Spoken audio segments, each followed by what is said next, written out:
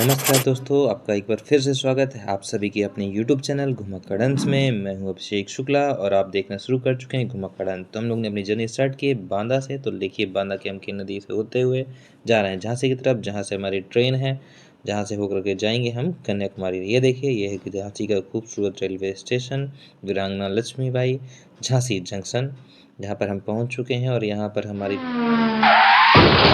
Train लाकर लग गई है और ये जाती है झांसी से कन्याकुमारी। वास्तव में ये ट्रेन चलती है हजरत निजामुद्दीन से कन्याकुमारी के लिए। तो आइए सुहाने सफ़र में आगे बढ़ते हैं। जैसे जैसे हम आगे बढ़ते जा रहे थे, प्रकृति का शानदार नज़ारा हमारे सामने था। अनेकों नदियाँ, हरे भरे पेड़ पौधे और जंगलों के बीच से होकर ट्रेन जा रही थी। उत्तर प्रदेश से होकर जाने वाली ये ट्रेन पहले मध्य प्रदेश से प्रवेश कर रही थी, फिर मध्य प्रदेश के रास्ते धीरे धीरे हमारी ट्रेन महाराष्ट्र की ओर बढ़ रही थी। एक समय था जब ट्रेन में सामने के नज़ारे इतने शानदार थे कि जिनको मैं शब्दों में बयान नहीं कर सकता। हर तरफ लस ग्रीनरी थी। हम जैसे जैसे सफ़र में आगे बढ़ रहे थे, सफ़र का रोमांच, नज़ारा और अंदर से आत्मिक संतुष्टि और खुशियाँ बढ़ती जा रही थीं। नदियों को देखते हुए, पहाड़ों को देखते हुए और भयानक जंगलों को देखते हुए मन प्रफुल्लित हो रहा था। और एक ऐसा शांत वातावरण था कि ना शोर था, ना शराबा था। मन को सुकून देने वाली ये कृष्णा नदी से जब होकर हम गुजरे, तो कृष्णा नदी का विशालतम रूप हमारे सामने था। दूर दूर जहाँ तक भी नजरें जा रही थीं, मन को सुकून देने वाली विशाल नदी हमें दिख रही थी। उसके बाद हम लोग जा पहुँचे एक अपने नए रेलवे स्टेशन पर, जो कि था मध्य प्रदेश का आखिरी रेलवे स्टेशन। इसके बाद सीमा लग जाती थी महाराष्ट्र की। और ये स्टेशन काफ़ी साफ़ सुथरा रेलवे स्टेशन था। उसके बाद हम निकल गए सफ़र में आगे। रात के पश्चात जब हम सुबह दिखे, तो सुबह का नज़ारा मनमोह लेने वाला था। भोर के इस मन मोह लेने वाले नज़ारे के साथ हम लगातार आगे बढ़ रहे थे और सूरज निकलता जा रहा था। फिर हमें सामना हुआ हमारी एक नई नदी से, जो कि काफ़ी विशाल रूप में थी और लगातार मन को खुशी देने का काम कर रही थी।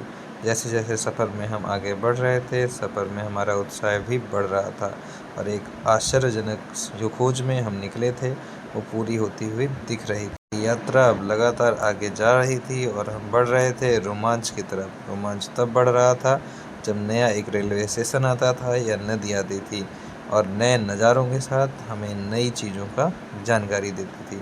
ये जो रेलवे स्टेशन था, ये आपका रेलवे स्टेशन था तेनाली, जो कि महाराष्ट्र का एक फेमस रेलवे स्टेशन था। इस पर हमने देखा कि अभी ये कार्यरत है और आने वाले समय में ये काफ़ी बड़ा होकर के मिलेगा।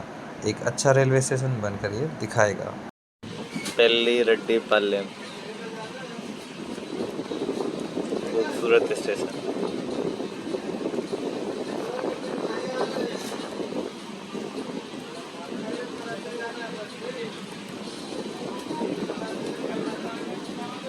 बारिश हो रही है हल्की हल्की और ट्रेन हमारी चल रही है।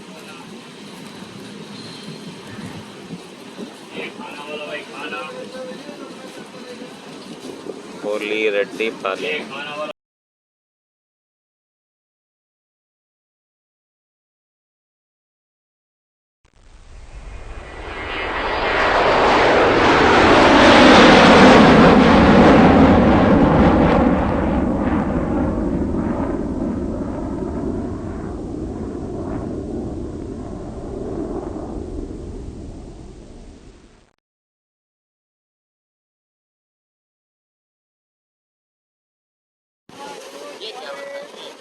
वही तो।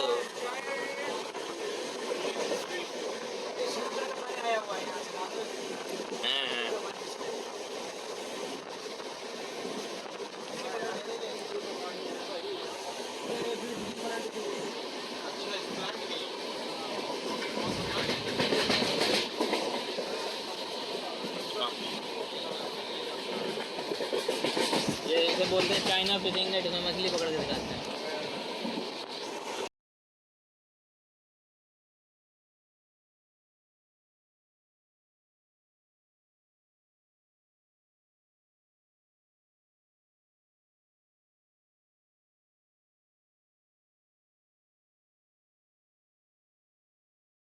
अब समय था दूसरे दिन की शाम होने का। तो धीरे धीरे शाम होने वाली थी, सूरज ढलने लगा था और हम जाने वाले थे रात की ओर।